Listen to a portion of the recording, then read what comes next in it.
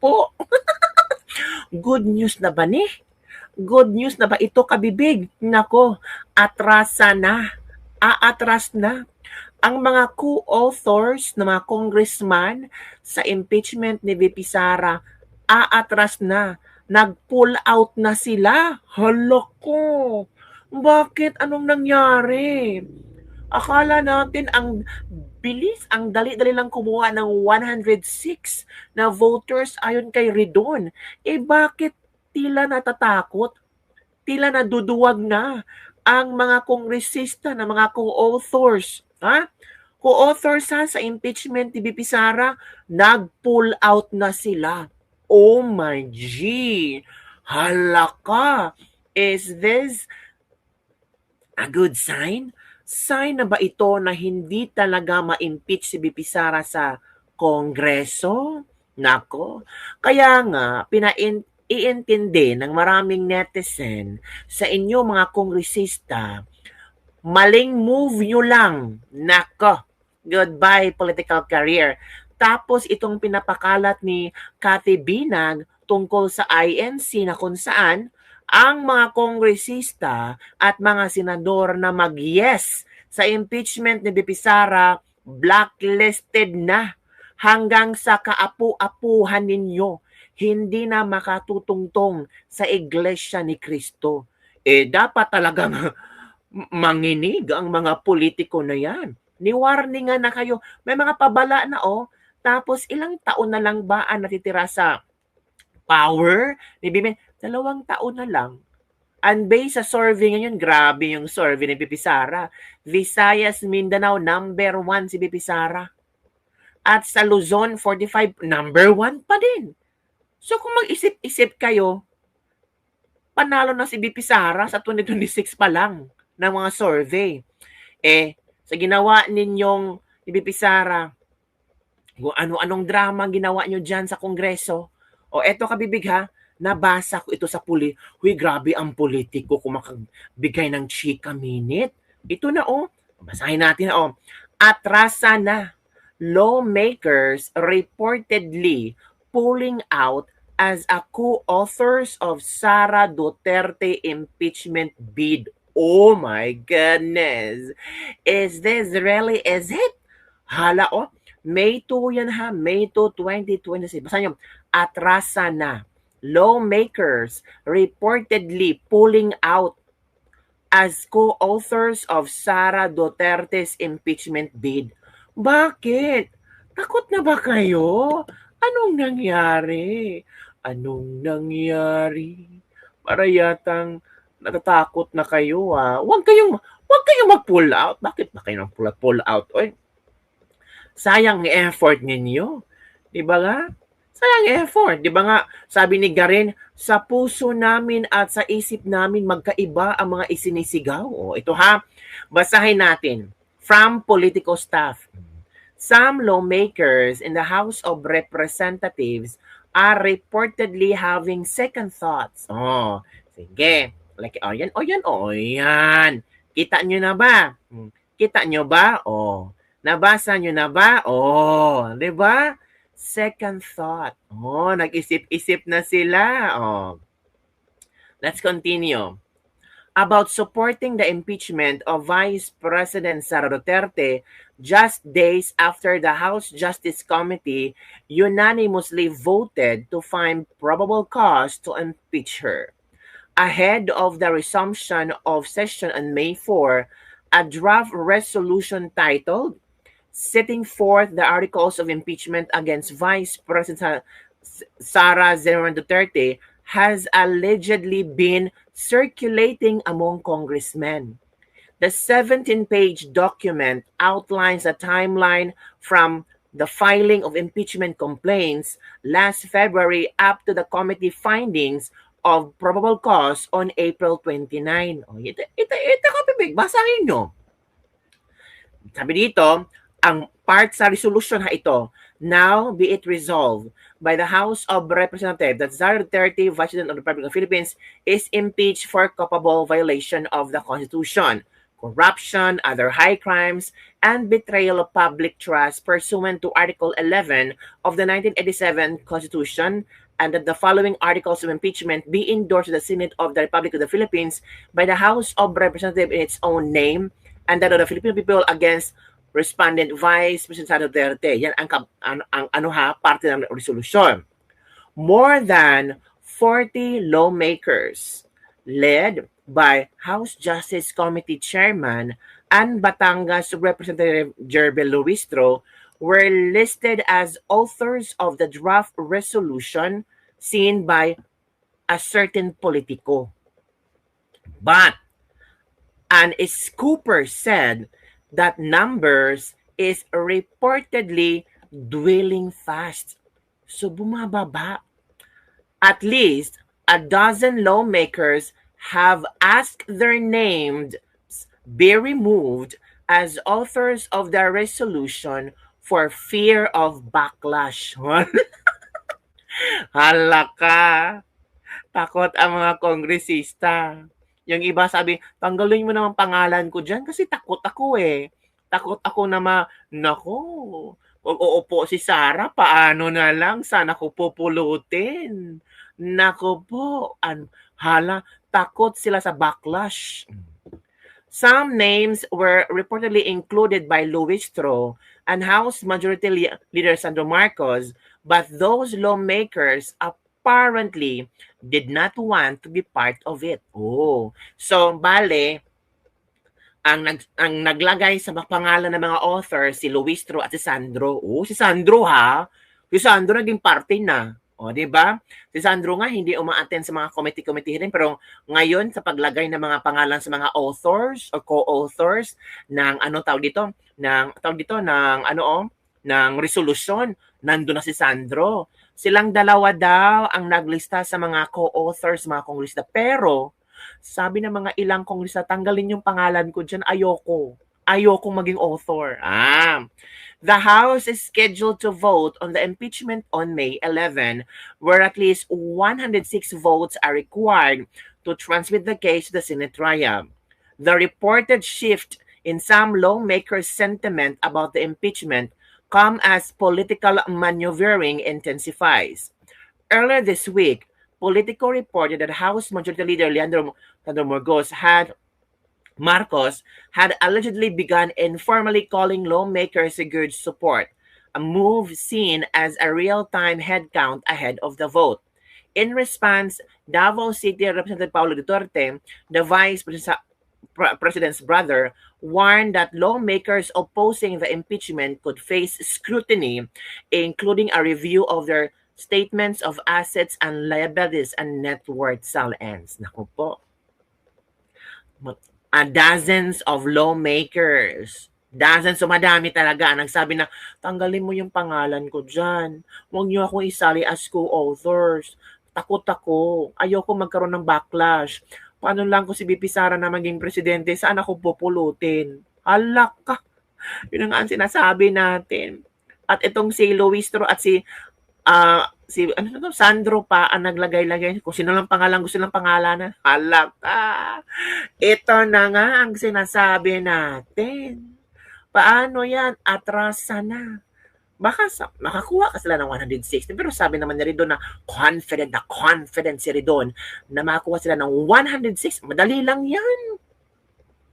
Sabi na rin nun, madali lang yan. Yung impeachment ni Bibi Sara, mga 2 weeks or 3 weeks, tapos na yan. Wow, ang galing ni Ridon. Si Ridon ba, parang siyang, parang manghuhula. Ang galing ni Ridon. Diba? So, diba, naalala ko, may isang interview sabi ni Ridon na yung BIR box, mabubuksan daw yan sa hearing. Pero bakit hindi nabuksan, Ridon? Ikaw talaga kung ano-ano mga nasa isip mo ngayon. Paano yan makabibig? Atrasan na, oy.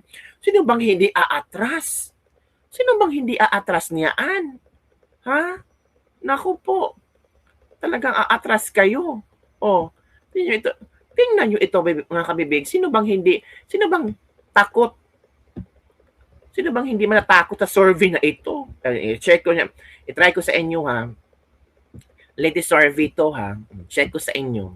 Sino bang hindi matatakot nito? Tingnan nyo, kabibig. Ito.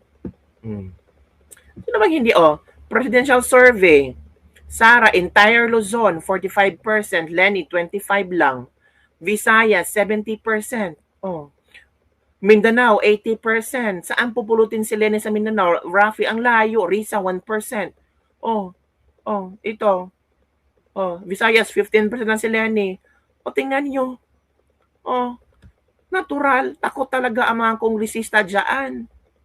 Diba? So, yung ibang kongresista,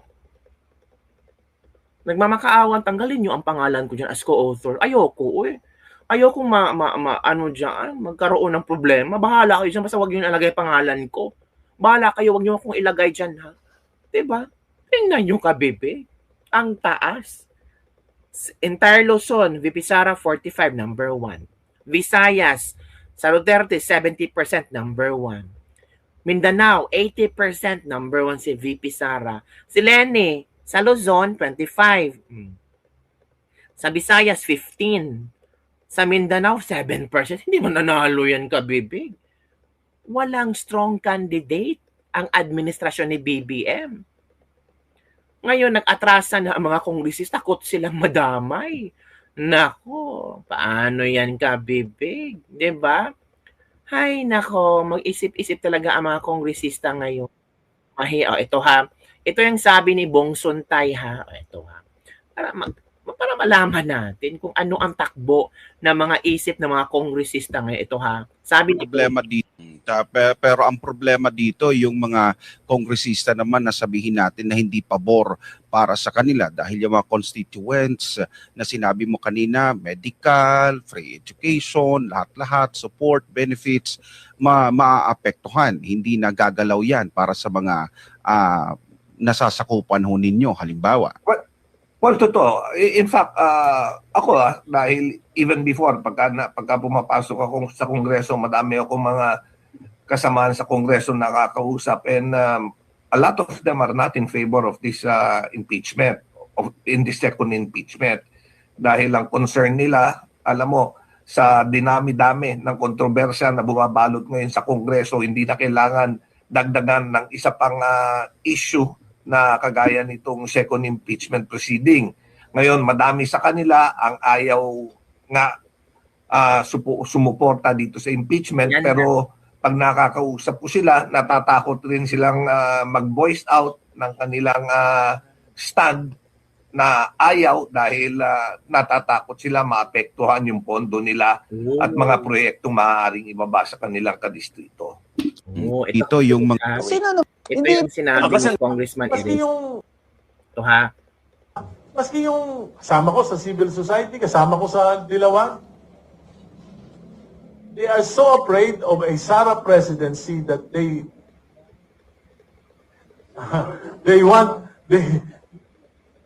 would sacrifice the truth.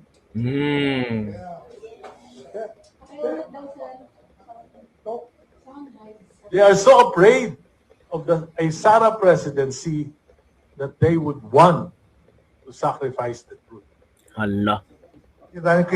Maski Ito na. ang ginagawa nung Hindi ba, Attorney Bayon, na sino naman po ang hinablan ni Attorney Man?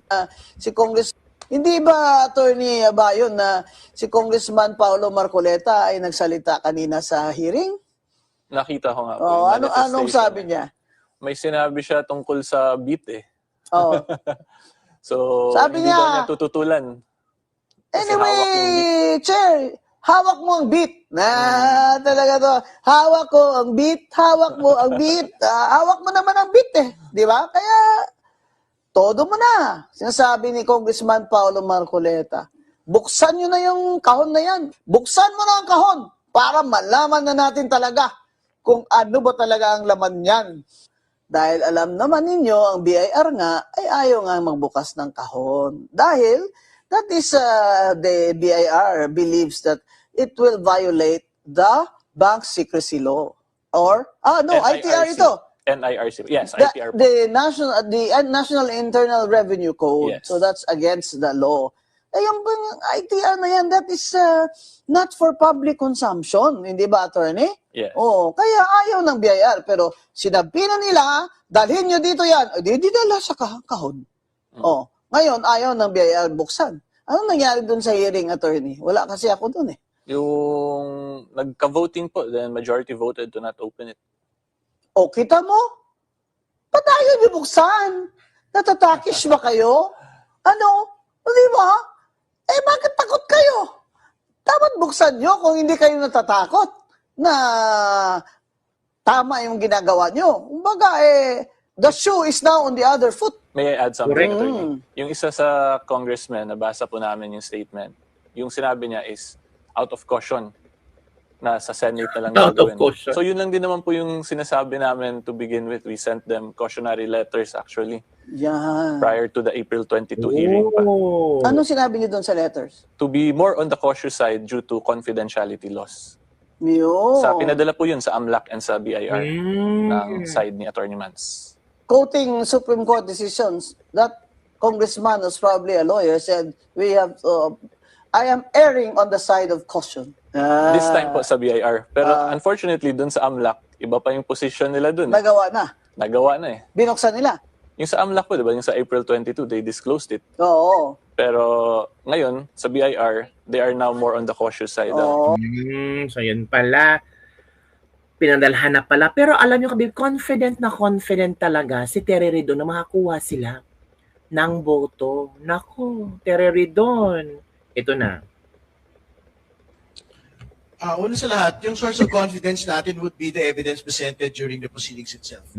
Katulad ng banggit ko, on confidential funds misuse, sobrang linaw po ng 448 million na pinapasoli sa pangalawang Pangulo personal sa usapin po ng confidential funds. Sa usapin po ng unexplained wealth, sobrang linaw po ng 6.7 billion in total transactions ng mag-asawang Duterte Carpio. Sa usapin po ng pagbabanta, sobrang linaw ho ng pagbabanta. Pura linaw na Nakita lang. po natin yon buong panahon, no? Na hindi lang ho isang beses ginawa ng pangalawang Pangulo laban sa atin pong Pangulo. So yung pa lang ho, tingin ko, makukumbinsi na ho yung malaking bilang ng mga kongresista na impeach po yung pangalawang Pangulo. And kung ang minimum requirement lang naman po ay 106, tingin ko hindi na ho yun mahirap gawin. But at the very best, I think we would want to get at the very least a 250 Confident. minimum number of votes, no? Which is what we had gotten the last time. Oh, Noong po ang first confident. impeachment complaint. For the most trusted source of news. Confident. Sobrang confident. Pero paano kaya ito sasagutin ni ni Ridon itong pasabog ng politiko? Yan Yan ang pasabog Atrasa na. Atrasa na, Ridon. Takot na yung mga congressman. Ayaw nang mag-co-authors. Paano yan? Sabi ni Ridon, ang dali-dali lang talaga makakuha ng boto. Pasado na lahat. May mga ebidensya, nalatag na namin lahat. So confident ako na maraming boboto, pero bakit to? Bakit to nabalita sa politiko? Sabi ng scoper, nag-atrasa na. Sabi pa ng mga kongresista, tanggalin yung pangalan ko dyan. Sandro, Luisto, tanggalin yung pangalan ko dyan. Ayoko magkaroon ng problema. Naku, ito na ang INCO. Naku, malaking problema yan. So yun lang, kabibig ang ating Libag for the day. Don't forget to like, subscribe, and share this video para sa mga trending news na ating pag-usap-usapan. Kaya pa ba mga kongresista ang dapat yung gawin para hindi kayo mawala ng mga budget? Kausapin nyo mga constituents nyo, magpa-survey kayo para meron kayong dokumentong ilatag, isampal nyo kay Luistro at kay Sandro. Tingnan mo ang constituents ko. Ayaw nila akong pumirma ng impeachment. Paano yan? So, sino susundin ko? Sige, kung i-control nyo ako, sabihin ko sa akin mga constituents, sabi ni Sandro, sabi ni Luistro, na dapat akong pumirma pero mawawalan tayo ng budget. Magpa-survey na kayo. Bilis! Malayo pa naman Magpa-survey kayo. document nyo, certified true copy. Yun ang gawin nyo. Kasi, at the end of the day, ang mga tao ang boboto sa inyo. Hindi si Sandro, hindi si Jeremy Luistro, ang mga tao. Intindihin nyo, alamin nyo, hanapin mo sila